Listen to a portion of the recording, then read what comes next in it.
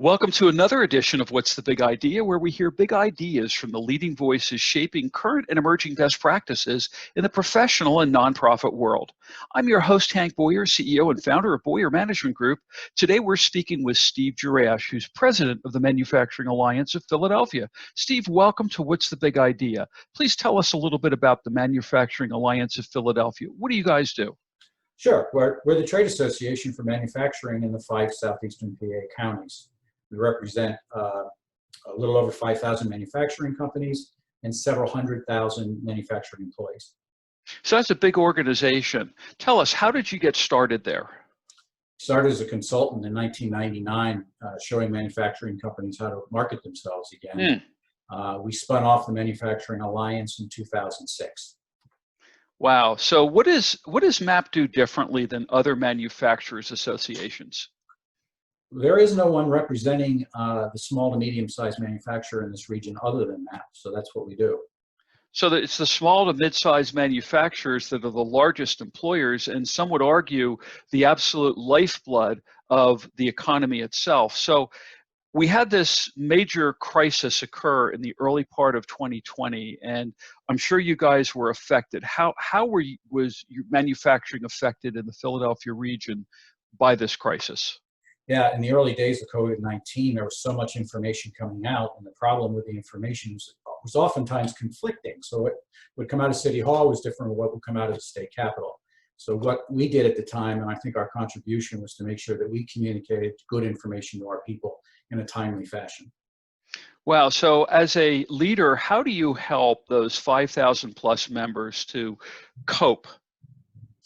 Sure. So as a leader, I think you've got to be both brutally honest. You've got to give them a clear, concise picture of what the problems are. And you have to give credible hope. You have to let people know that collectively we will get through this together. So there's a lot of uncertainty, and people get fearful in times of uncertainty. So how do you help them deal with their individual fears as a leader? Yeah, we acknowledge their fear. I mean, you can't pretend people aren't afraid. They won't. You're not credible if you do that. So you have to acknowledge their fears. And so, of course, they're not prepared. So all of a sudden, they're facing new things. What does a crisis force leaders to do differently? I think one thing is that they need to make sure that the information they're putting out is credible. We talked about that. Also, it's how you transmit the information that's really important. I call it the 3 R's: review, repeat, and reinforce. You can't just assume that people are going to, everybody's going to get the information, number one, and if they do get it, that they understand it.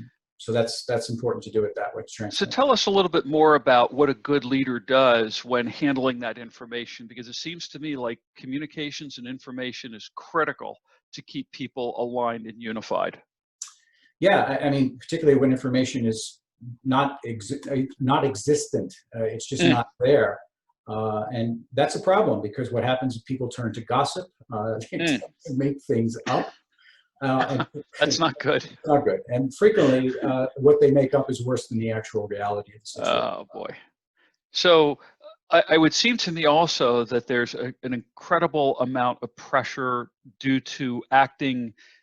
You've got not only your normal business to figure out, but now all these new things coming at you that you're not prepared for. Tell us a little bit about leading in the face of time pressure. Yeah, so acknowledging that time is compressed and that there's enormous pressure to act. You've got to get information out. You need to be proactive and take the initiative.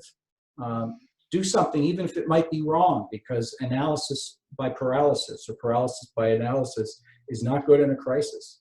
The other important thing I learned was you need to take 5-minute breaks. You need to back away a little bit. Don't become part of the crisis. If you get too drawn into it, you're going to make mistakes.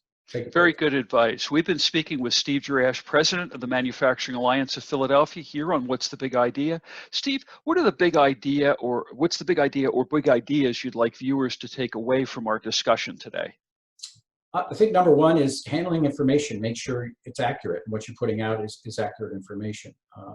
Number two, acknowledge people's fears, because that's how you get on the same page with them. And number three, time is compressed. Remember that. Don't become part of the crisis. So, Steve, what is the website where people can learn more about the Manufacturing Alliance of Philadelphia? Sure, manufacturingonline.org. One more time. Manufacturingonline.org. And I want to thank Steve Jurash for joining us today here on What's the Big Idea, sharing his thoughts about leading in times of crisis, making today's show both educational and entertaining. I'd like to also thank our viewers for watching, otherwise we wouldn't have a show. For What's the Big Idea, I'm your host, Hank Boyer, encouraging you to use these big ideas to make a difference. Goodbye, folks. Until next time.